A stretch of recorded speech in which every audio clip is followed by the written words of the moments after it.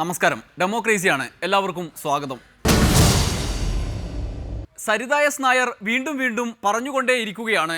ഓരോന്ന് കേൾക്കുമ്പോഴും പുതിയ കച്ചവടത്തിനുള്ള പരിപാടിയാണ് എന്നാണ് നാട്ടുകാർക്ക് തോന്നുക. ഏറ്റവും ഒടുവിൽ യുവ രാഷ്ട്രീയ നേതാക്കളുടെ ഇടയിലേക്കാണ് കച്ചവടത്തിൻ്റെ വല എറിഞ്ഞത്. തൻ്റെ ഒരു കുഞ്ഞിൻ്റെ അച്ഛൻ ഒരു യുവ നേതാവാണെന്നതായിരുന്നു വെളിപ്പെടുത്തൽ. യഥാർത്ഥ അച്ഛൻ സൗര്യ വിഹാരം നടത്തുന്നതിനിടെ സരിതയുമായി ബന്ധമുണ്ട് എന്ന് പറയപ്പെട്ട സകല യുവാക്കളും ഇതോടെ അങ്കലാപ്പിലായി. ഇമാതിരി പ്രസ്താവന നടത്തി കച്ചവടത്തിന് ഇറങ്ങാൻ പാടുണ്ടോ സരിതേ? അതെന്റെ പേഴ്സണലായിട്ടുള്ള വിഷയം.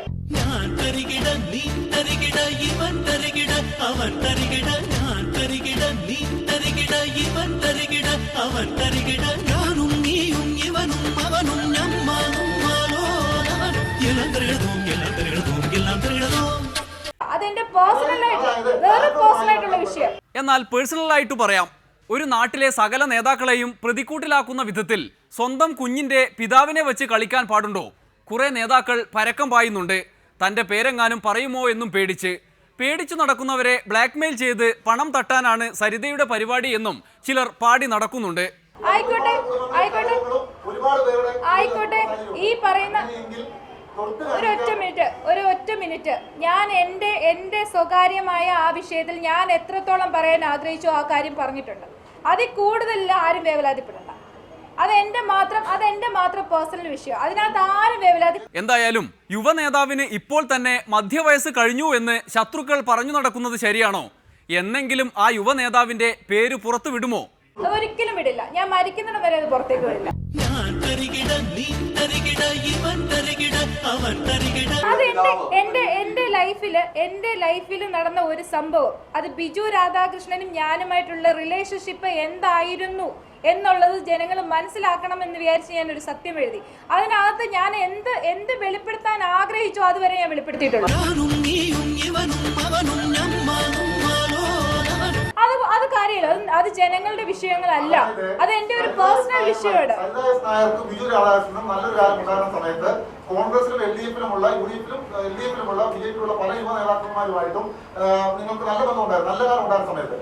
എന്റെ കുട്ടിയുടെ രണ്ടാമത്തെ കുട്ടിയുടെ പിതാവ് ഒരു യുവ നേതാവാണെന്ന് പറയുമ്പോൾ താങ്കളുമായിട്ട് ഒരിക്കലെങ്കിലും ഫോൺ ചെയ്ത് സംസാരിച്ചിട്ടുള്ള പല ആൾക്കാരും അവർ കുടുംബത്തിലുള്ള കലവും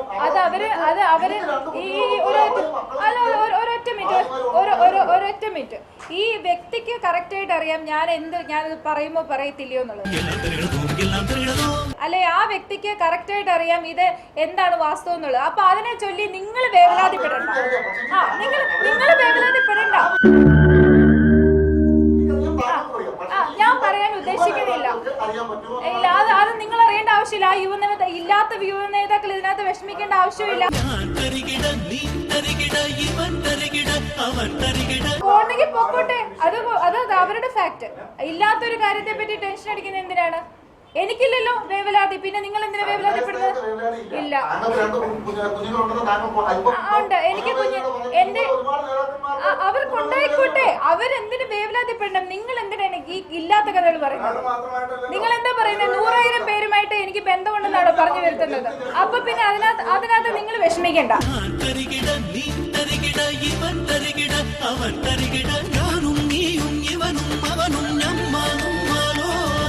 അതിനകത്തൊരു ഉത്തരം ഞാൻ പറഞ്ഞു കഴിഞ്ഞു. എന്റെ പേഴ്സണൽ കാര്യങ്ങളിൽ ആ ക്വസ്റ്റ്യൻ ഇടപെടണ്ട. ആ ക്വസ്റ്റ്യന് ഒരു ഉത്തരവേ ഉള്ളൂ. ഞാൻ മരിക്കുന്നതിന് വരെ ആ പേര് വെളിപ്പെടുത്താൻ ആഗ്രഹിക്കുന്നില്ല.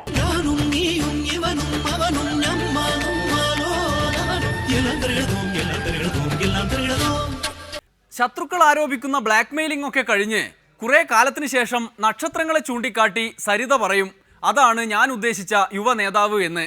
അതവിടെ നിൽക്കട്ടെ. ബിജു രാധാകൃഷ്ണന്റെ കാമുകി എന്ന് പുരാവൃത്തത്തിൽ പറയുന്ന സാക്ഷാൽ ശാലു മേനോനെ കുറിച്ച് സരിതയ്ക്ക് ചിലത് പറയാനുണ്ട്. ടീം സോളാറിന്റെ കോടികൾ ശാലുവിന്റെ വീട് പണിയാനാണത്രേ ഉപയോഗിച്ചത്. ആ വീടിന്റെ പാലുകാച്ചിന് പോയി കരിക്കു കുടിച്ച് തിരിച്ചു വന്ന തിരുവഞ്ചൂർ മന്ത്രിക്ക് ഇതെല്ലാം കേട്ട് ആശങ്കയുണ്ട്. ഇനി എന്തൊക്കെ വിളിച്ചു പറയുമോ ആവോ. സോളാർ കേസ് അതായത് സോളാർ തട്ടിപ്പ് എന്ന് പറയുന്ന ഈ സംഭവം കൊണ്ട് ജനങ്ങളുടെ ഒരു രൂപ പോലും, അതായത് നമ്മുടെ സർക്കാർ ഖജനാവിൽ നിന്ന് ഒരു രൂപ പോലും നഷ്ടപ്പെട്ടിട്ടില്ല എന്ന് ആദ്യം മനസ്സിലാക്കണം. അത് ഞാൻ എന്നും എവിടെയും പറയുന്നുണ്ട്. ഒരു പക്ഷേ ടീം സോളാർ എന്ന് പറയുന്ന കമ്പനിക്ക് കമ്പനി ഒരു വ്യക്തിയായിട്ട് കാണുകയില്ല, ഒരു പ്രസ്ഥാനമായിട്ട് കാണുകയില്ല. ആ പ്രസ്ഥാനത്തിന് ചിലപ്പം ചില വ്യക്തികളിൽ നിന്നോ അല്ലെങ്കിൽ ചില രാഷ്ട്രീയ പ്രസ്ഥാനങ്ങളിൽ നിന്നോ നഷ്ടം സംഭവിച്ചിട്ടുണ്ട്. അത് വാസ്തവമാണ്. അതിനകത്ത് ജനങ്ങളുടെ രൂപയല്ല നഷ്ടപ്പെട്ടത്. ജനങ്ങളുടെ രൂപയ്ക്ക് ഇന്നും ആൻസറബിൾ പറയേണ്ടവരെല്ലാം നല്ല വീട് വെച്ചും കാറ് വാങ്ങിയും സ്വന്തമായിട്ട് സുഖിച്ച് ജീവിക്കുന്നുണ്ട്.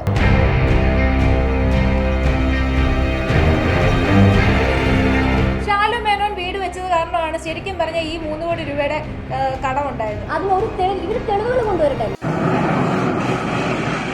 ഉള്ള കാര്യം ഫാക്റ്റായിട്ട് പറയുകയാണ്. ഒരു നല്ല വീടില്ലാതിരുന്ന ഒരു വ്യക്തി ബിജു രാധാകൃഷ്ണൻ ചേർന്ന് കഴിഞ്ഞപ്പം ഈ കമ്പനിയിൽ നിന്ന് കൊണ്ടുപോയ പൈസ, അതായത് ഓഗസ്റ്റ് 4, 2012 ബിജു രാധാകൃഷ്ണൻ വീട്ടിൽ നിന്ന് അബ്സ്കോണ്ട് ചെയ്യുന്നത് എന്നേക്കുമായിട്ട്. അതിന് മുമ്പൊക്കെ 2 മാസം കൂടുമ്പോൾ മാറിയുന്ന വ്യക്തി 2012 ഓഗസ്റ്റ് 4 തൊട്ട് പൂർണ്ണമായിട്ട് സുചീന്ദ്രം എന്ന് പറയുന്ന അമ്പലത്തില്, ഹനുമാൻ സ്വാമിയുടെ ക്ഷേത്രത്തില് മെയ് 15 16 ഈ ഒരു ഡേറ്റിൽ എനിക്കൊരു പ്രോഗ്രാം ഉണ്ടായിരുന്നു. എൻ്റെ ഫുൾ ടീമിന്റെ ക്ലാസിക്കൽ ഡാൻസ് പ്രോഗ്രാം. അത് സ്പോൺസർ ചെയ്തത് ബിജു രാധാകൃഷ്ണനായിരുന്നു. കമ്പനിയുടെ പണം ബാങ്കുകളിൽ നിന്ന് വെറും 10,400 രൂപ, 12 ബാങ്ക് അക്കൗണ്ടുകളിൽ വെറും 10,400 രൂപയാണ് ആകെ അവശേഷിച്ചത്. അത് വിഡ്രോ ചെയ്യാൻ പറ്റത്തില്ല. കാര്യം 500 രൂപ 1000 രൂപയെങ്കിലും മിനിമം ബാലൻസ് കറണ്ട് അക്കൗണ്ടിൽ യൂസ് ഇടേണ്ടത് കൊണ്ട് മാത്രം ആ പൈസ അവിടെ ഇട്ടിരുന്നതാണ്. ബിജു രാധാകൃഷ്ണൻ എന്നുള്ള വ്യക്തി ഷാലു അത് യൂസ് ചെയ്തു. ഷാലു ഒരുപക്ഷെ അറിയില്ലായിരിക്കും ഈ പൈസയുടെ സോഴ്സ് എവിടുന്നാണെന്ന്. ഞാൻ അവരെ കുറ്റം പറയുന്നില്ല. കാര്യം ഒരു ബിജു രാധാകൃഷ്ണൻ എന്ന് പറയുന്ന വ്യക്തി എവിടെ നിന്നാണ് പൈസ കൊണ്ടുവരുന്നതെന്ന് പറയില്ല. വേദനിക്കുന്ന കോടീശ്വരൻ എന്നാണ് ഷാലു മേനോനോട് സ്വയം ഇൻട്രൊഡ്യൂസ് ചെയ്തിരുന്നത്. സ്കൂളിന്റെ പല കാര്യങ്ങളിലും പല പ്രോഗ്രാംസിൽ പങ്കെടുക്കുകയും അതുപോലെ തന്നെ ഞങ്ങളെ ശരിക്കും പറയണമെങ്കിൽ ഞങ്ങളുടെ ഫാമിലി ഫ്രണ്ടായിട്ട് പുള്ളി മാറി.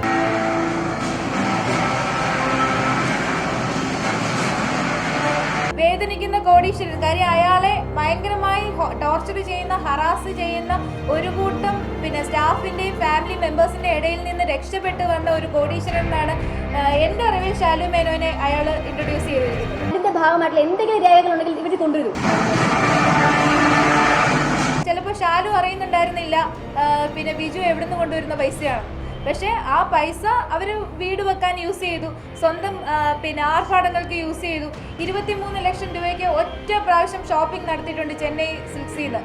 ഈ 23 ലക്ഷം രൂപ ഒറ്റയടിക്ക് ഒരു ദിവസം ഡാൻസ് ഡ്രസ്സ്, പട്ട് സാരികളെല്ലാം കൂടെ വാങ്ങിച്ചുകൊണ്ട് പോയത്. അപ്പം ഈ 23 ലക്ഷം രൂപയും ടീം സോളാറിന്റെ പൈസയാണല്ലോ. അതിനൊരു തെളിവുകൾ കൊണ്ടുവരട്ടെ. ഇൻവെസ്റ്റ്മെന്റ് ഒരു ഭാഗത്ത് അങ്ങോട്ടേക്ക് പോയിട്ടുണ്ടാകും, ഇല്ലെന്ന് ഞാൻ പറയില്ല. പക്ഷേ ഈ പറഞ്ഞ ഇപ്പൊ ബാക്കി നിൽക്കുന്ന 2.25 കോടി രൂപ നിങ്ങൾ ഷാലു മേനോന്റെ വീട്ടിൽ അന്വേഷിച്ച് അവിടെ ഉണ്ട്. ഷാലു മേനോൻ ഞങ്ങളുടെ കമ്പനിയിൽ വന്നിട്ടില്ല. കമ്പനിയിൽ നിന്നുണ്ടായിരുന്ന പൈസ ബിജു രാധാകൃഷ്ണൻ നമ്മുടെ കമ്പനി എന്നിൽ നിന്ന് വേർപിരിഞ്ഞു എന്ന് പറഞ്ഞാണ് ഷാലു മേനോന്റെ അടുത്തേക്ക് പോകുന്നത്.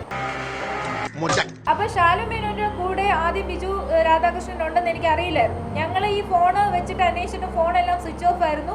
അപ്പം കുറേ അന്വേഷണങ്ങൾ പാരലായിട്ട് നടത്തുന്നുണ്ടായിരുന്നു. കൂടെ എന്റെ കസ്റ്റമേഴ്സിന്റെ സെറ്റിൽമെന്റും ഞാൻ ചെയ്തുകൊണ്ടിരുന്നു. അന്വേഷണത്തിനിടയിലാണ് ബിജു രാധാകൃഷ്ണൻ ഷാലു മേനോന്റെ കൂടെയാണ് ഇപ്പൊ താമസിക്കുന്നതെന്ന് മനസ്സിലായത്.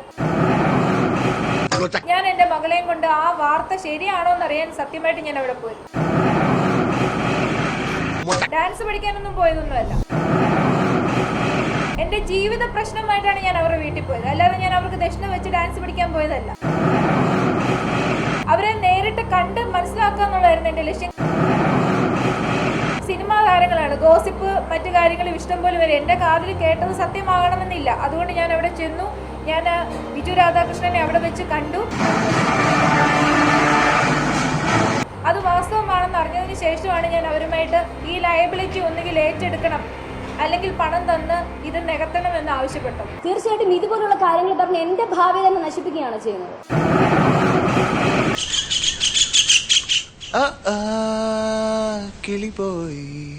ഷാലു മേനോന്റെ പേരിൽ സരിത പുതിയ പടപ്പുറപ്പാട് നടത്തുമ്പോൾ ഉമ്മൻചാണ്ടിയേക്കാൾ പേടി എന്തുകൊണ്ടും മുൻ ആഭ്യന്തരമന്ത്രിക്ക് ഉണ്ടാകും. ആ കുലുക്കം വീണ്ടും ഒരു ഉരുൾപൊട്ടലായി മാറുമോ എന്നാണ് രാഷ്ട്രീയ ശത്രുക്കൾ ഉറ്റുനോക്കുന്നത്. എന്തായാലും തിരുവഞ്ചൂരിന് പേടിക്കാൻ മറ്റൊരു കാര്യം കൂടിയുണ്ട്. തിരുവഞ്ചൂരിന്റെ നിതാന്ത ശത്രു PC ജോർജിനോട് സരിത സന്ധിയിലായി എന്നതാണത്. ശത്രുതയെല്ലാം എങ്ങനെ തീർന്നോ ആവോ. അയ്യോ അങ്ങനെ ചോദിക്കില്ല. ശത്രുത എന്നുള്ള വാക്ക് യൂസ് ചെയ്യരുത്. ആർക്കും ഞാൻ ശത്രുതയുണ്ടെന്നൊന്നും വിശ്വസിക്കുന്നില്ല. പിന്നെ ചില കാര്യങ്ങളിൽ ചിലർക്ക് വേണ്ടി സഹായം ചെയ്യാത്തതിന്റെ ദേഷ്യം ഉണ്ടാവും. അതിന് ശത്രുത എന്ന് ഞാൻ പറയില്ല. അത് ഞാൻ വെളിപ്പെടുത്തിയിട്ടുണ്ടല്ലോ. അങ്ങനെ പറയില്ല. പക്ഷെ പറയുന്നത് കേട്ടാ അങ്ങനെ ഫീൽ ചെയ്യും. എനിക്ക് തോന്നുന്നില്ല, ശത്രുതയുണ്ടെന്ന് തോന്നുന്നില്ല.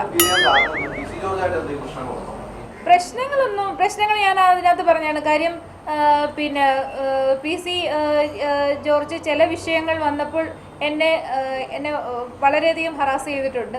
അങ്ങനെയുള്ള വിഷയങ്ങളിൽ ചില അങ്ങോട്ടും ഇങ്ങോട്ടും സംസാരം ഉണ്ടായിട്ടുണ്ട്. PC ജോർജ് പറയുന്നത് കാര്യമാണോ അല്ലയോ എന്ന് ഞാനല്ല പറയേണ്ടത്, അത് കേൾക്കുന്ന ജനങ്ങളാ പറയേണ്ടത്. എന്തിനാ ഒരാൾ പറയുന്നു എന്ന് പറഞ്ഞാൽ ഞാൻ അങ്ങനെയാണെങ്കിൽ ഇപ്പോൾ ഇവിടെയുള്ള മിക്കവരുടെയും പേരിൽ കേസ് കൊടുക്കണ്ടേ? എന്തെല്ലാം അപവാദങ്ങൾ പറയുന്നുണ്ട്, എന്തെല്ലാം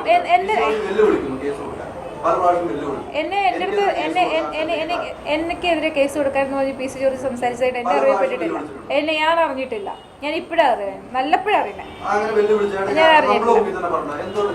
അത് കേസ് കൊടുക്കേണ്ട ആവശ്യമില്ലല്ലോ. അതിനെപ്പറ്റിയുള്ള റിപ്പോർട്ട്സ് ആവശ്യമുള്ള കാര്യങ്ങളൊക്കെ ചെല്ലേണ്ട അടുത്ത് ചെന്നിട്ടുണ്ട്. സ്റ്റേറ്റ്മെന്റ് PC ജോർജിനെതിരെ എന്ന് ഞാൻ പറയുന്നില്ല. ആരൊക്കെ എന്തൊക്കെ ചെയ്തിട്ടുണ്ടോ അതിന്റെ ഫാക്റ്റുകൾ എന്താണെന്നുള്ളത് ജുഡീഷ്യൽ കമ്മീഷനിൽ സ്റ്റേറ്റ്മെന്റ് ആയിട്ട് പോയിട്ടുണ്ട്. രണ്ടും കൽപ്പിച്ചാണ് ഇത്തവണ PC-യുടെ ഭീഷണി ഒഴിഞ്ഞതിന്റെ ആശ്വാസത്തിൽ പൂർവാധികം ഊർജ്ജസ്വലയായാണ് സരിതയുടെ വരവ്. എല്ലാം പറഞ്ഞ് പുറത്തിറങ്ങുമ്പോൾ നാട്ടുകാർ തിക്കി കാത്തിരിക്കുന്നുണ്ട് സരിതയെ. Hello, hi.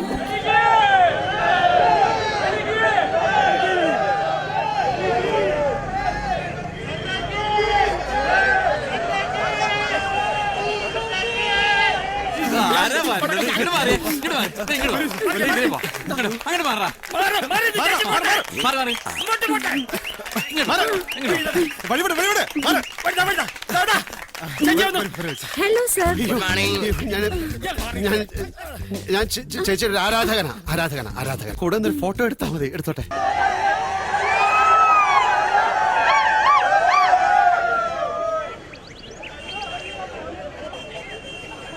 സരിതയെ കൂവി വിളിച്ച് യാത്രയാക്കുന്നവർ ഒരു കാര്യം ഓർക്കണം, ചിലപ്പോൾ നിങ്ങളെ പോലീസ് കൊണ്ടുപോയേക്കും.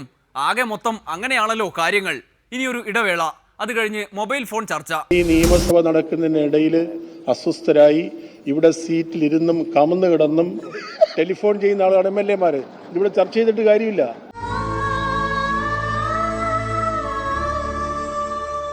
ഞാനൊരു തോറ്റ MLA ആണ്.